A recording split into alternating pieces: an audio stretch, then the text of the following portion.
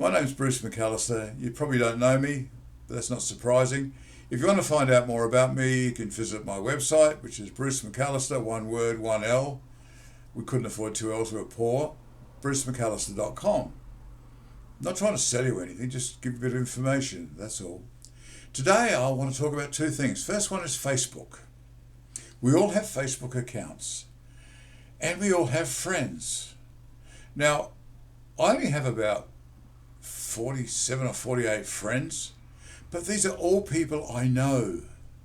I don't necessarily like them all, but I know them. They're real people.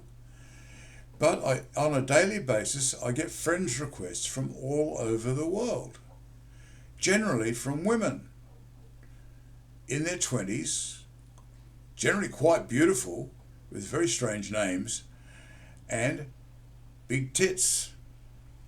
Now, I'm 76, so big tits are pretty much wasted on me. I'd sooner milk a cow. So they'd never get to be a friend. Unfortunately, they're chasing me probably because they want to sell me pictures of themselves with big tits. Not happening, kids. Sorry. Now, moving on. The other thing I want to discuss is news stories. I'm a news junkie. I read the news every morning and every night. I read ABC News if I want socialist views, left wing if you want to call it that. I read news.com if you want right wing views, conservative if you want to call it that. But somewhere in the middle, you can pretty much make up your mind what's real.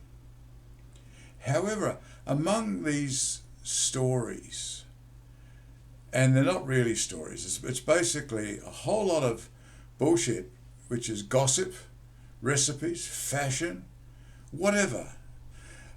There are real stories. And unfortunately, two people have dominated stories about the royals, particularly on Nine.com. And these, I'm going to name names here. I don't usually name names, I'm going to enjoy doing this. One is called Daniela Elsa. The other one is Bronte Coy. Now these two women, and I assume they're women, but who cares? It's their choice, whatever they identify as.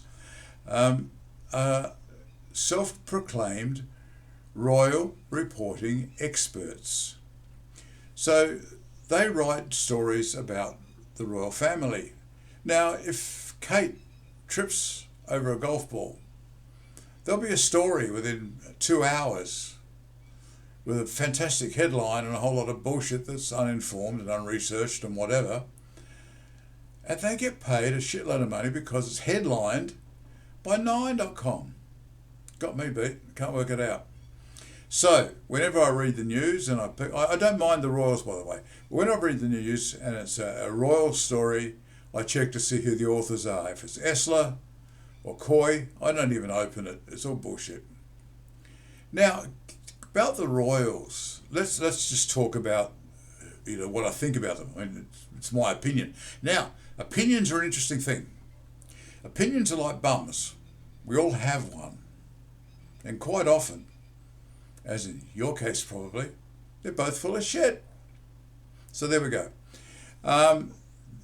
Esler and Coy label their articles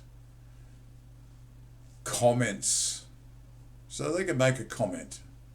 And it doesn't sort of bugger them up legally, I guess. So this is my comment. Okay, about the royals. I don't have a love for them generally, but I'm interested in some of them. Charlie, for example, King Charles III, is a year younger than me. He doesn't call me sir, probably because he doesn't know me, and he wouldn't do if he did. And he's done a fairly good job. I mean, he had a fairly long apprenticeship, so he's got it almost sorted out. He stopped talking to the trees and the plants so much, but who knows. And then you've got his wife. Now, she's interesting. I don't particularly like her, but, she's good for Charlie because he really needs somebody interesting in his life. And then we come to his brothers and sisters. Andrew.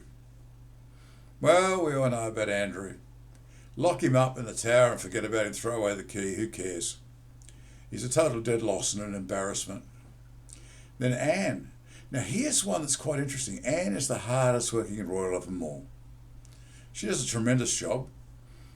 I don't know where she's coming from. I mean, I don't know what her views on anything are. I believe she rides a horse quite well, but other than that, she's a hard-working royal.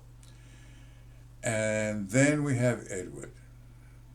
Edward is a failed producer of plays, movies, whatever he is. Now I think all he's doing is focusing on regrowing his hair. It's a problem they'll have, isn't it? They don't have any hair, except for Charlie. Never mind.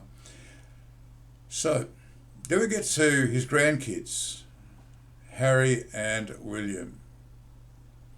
William is going to be the future king, and William knows that. And I get the feeling his head is stuck that far up his arse. Even if you turn the lights on, he wouldn't see daylight. Catherine is a commoner, married into royalty, and she's going to be a future queen. She's half a smart one. So she's one to need to be watched, because I think she's going to be quite interesting in the future. And then we get to Harry. Harry the Spare.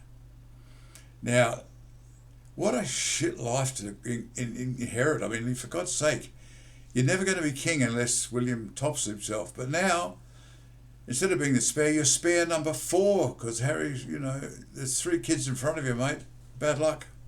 So he did the right thing, considering that Meghan is black, and we don't like black people here. And she was harassed to the hell, and he did the right thing as husband and took her off to America. And they've done quite well with opera interviews and a book, and now they're sort of looking for other things to do to make money. They live a pretty expensive lifestyle, so good luck to them. I wish them well. Harry also appeals to me because when he was young, he was a seriously ratbag, and so was I probably still am. And I appreciate that. And he's also had life experience. He spent 2 tours in Afghanistan, shooting Afghans from a helicopter with a machine gun. But at least it's his life experience. And he created the Invictus Games, which was a damn good thing, and that's working well for him. And so I tend to appreciate Harry more than the others. Now, that doesn't mean a damn thing, because as a family, they're probably equally as boring as any of the soapies you see on TV, I mean, about the same as Ramsay Street or whatever. And that's my lot for this one. I hope you enjoyed it. If you didn't, bad luck. See you later.